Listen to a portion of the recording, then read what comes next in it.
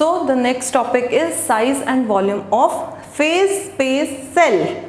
Phase space के अंदर जो भी हम एलिमेंट्री सेल्स ले रहे थे, अब हम उनका निकालेंगे साइज एंड उनका जितना भी वॉल्यूम होगा। So the topic is size and volume of phase space cells. So in this the first step would be, if you remember हमारा जो आज तक हम करते आए हैं कोऑर्डिनेट ज्योमेट्री के अंदर, this thing we have already done in first semester of your BSc, but I am repeating it.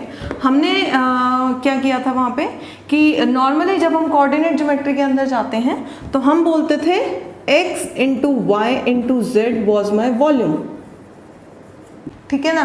तो हम बोलते थे, या फिर एलिमेंट्री वॉल्यूम यूनिट क्या होते थे, dx dy dz, triple integral कर देते थे तो मेरी क्या आती थी, वॉल्यूम। वॉल्यूम कैसे निकल के आती थी, बिकॉज उस टाइम के ऊपर जो भी मेरे स्टैट्स होते थे मूवमेंट के, मोशन के या किसी भी इवेंट के, तो वी यूज टू से कि उसके कोऑर्डिनेट्स होंगे x y and z। But अब जब हम स्टैट्स के अंदर आते हैं तो स्टैट्स के अंदर we start dealing with generalised coordinates, और जनरलाइज्ड कोऑर्डिनेट्स के हमारे क्या थे, coordinates as well as momentum. So यहाँ पे we will deal with position and momentum coordinates, right. यहाँ पे हम इन दोनों को लेंगे, किसी भी एक इवेंट को या किसी भी एक एलिमेंट्री पार्टिकल को डिफाइन करने के लिए। पोजीशन वेक्टर्स क्या रहेंगे, dx dy dz ही रहेंगे, while this will be dpx dpy dpz, where p denotes my momentum, ठीक है। तो यहाँ पे we'll have two types of volume. Number one will be volume in phase space. This will be dx dy into dz and will be denoted by d capital V, ठीक है, right? तो मेरा V will be triple integral of dx dy dz. Now the second one will be volume in momentum space, which will be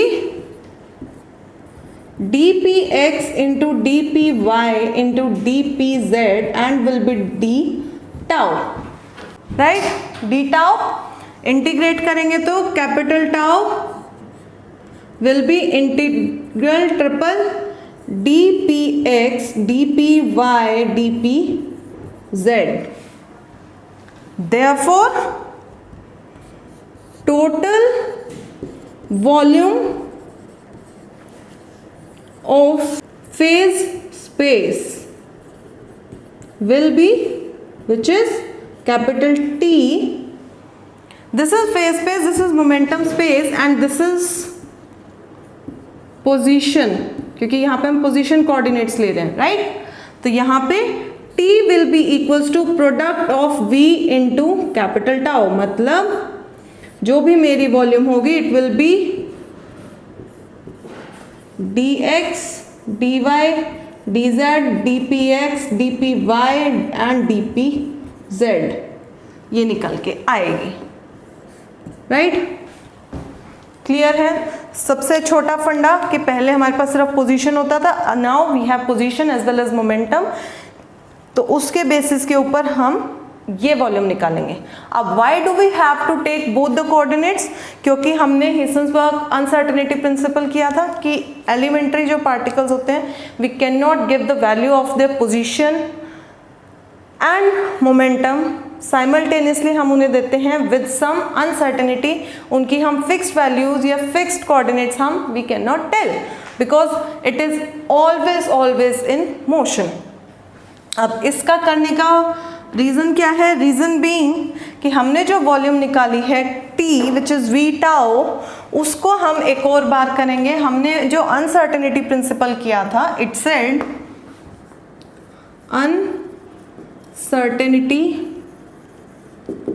principal said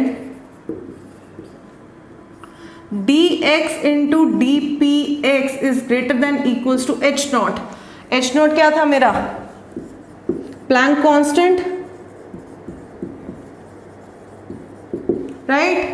तो यहाँ पे dx into dpx भी है, dx dpx dy dpy. तो मेरा जो t है, capital T which is v tau will be greater than equal to H not एक पेयर का, एच नॉट दूसरे पेयर का, तो आई राइट एच नॉट का cube, right? So this is H not is the minimum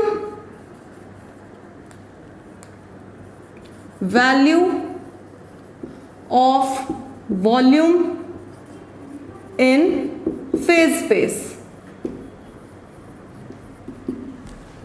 clear है? Uncertainty का rule भी आ गया यहाँ पे.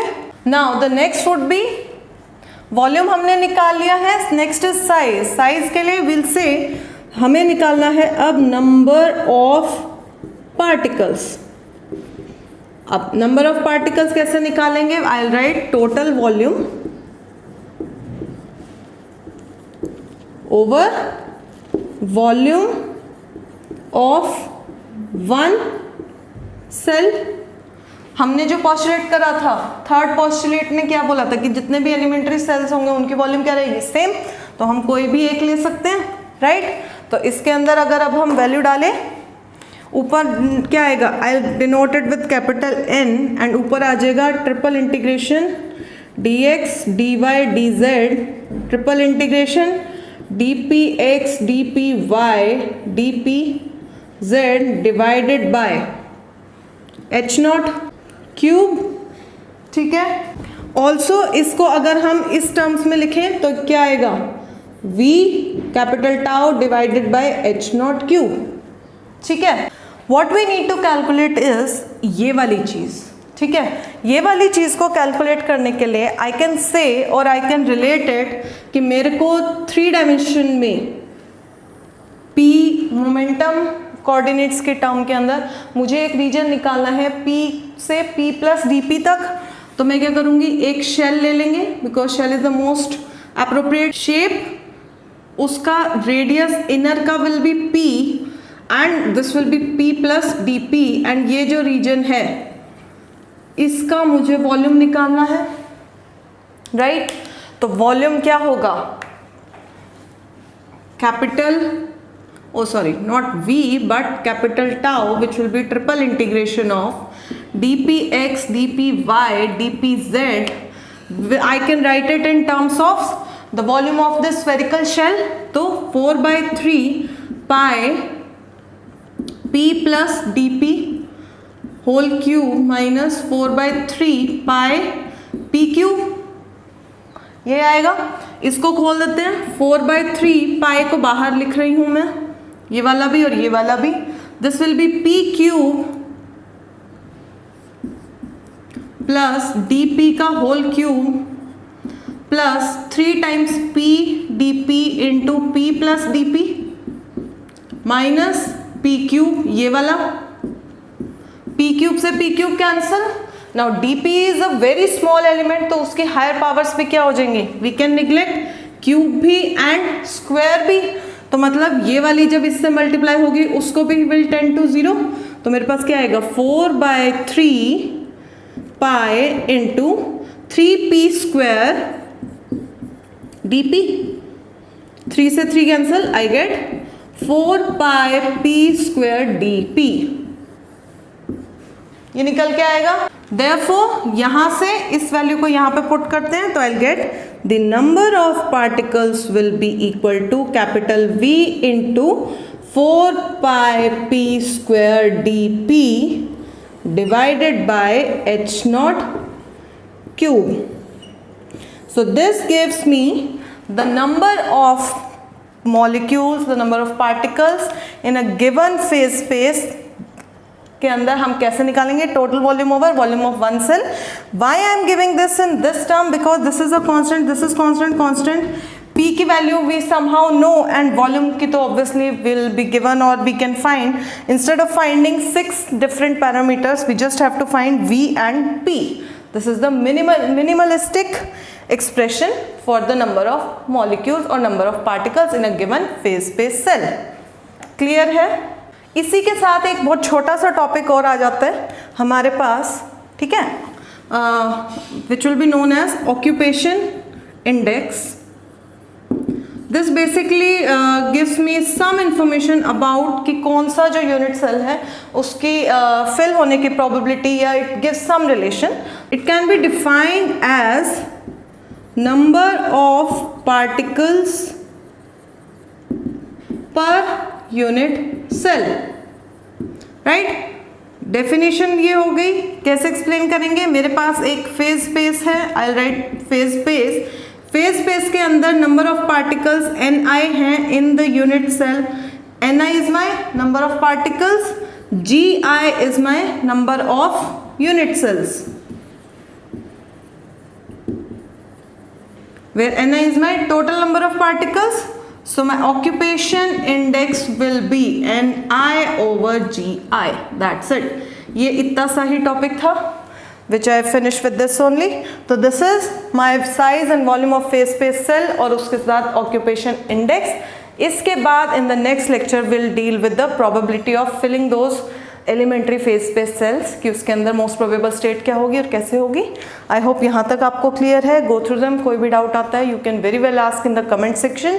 जो मेरे खुद के स्टूडेंट्स हैं ऑब्वियसली वो कॉलेज आके पूछ सकते हैं. तो या with this we finish. Don't forget to like share subscribe to my channel. आगे प्लीज़ बढ़वाइए चैनल को. Thank you so much.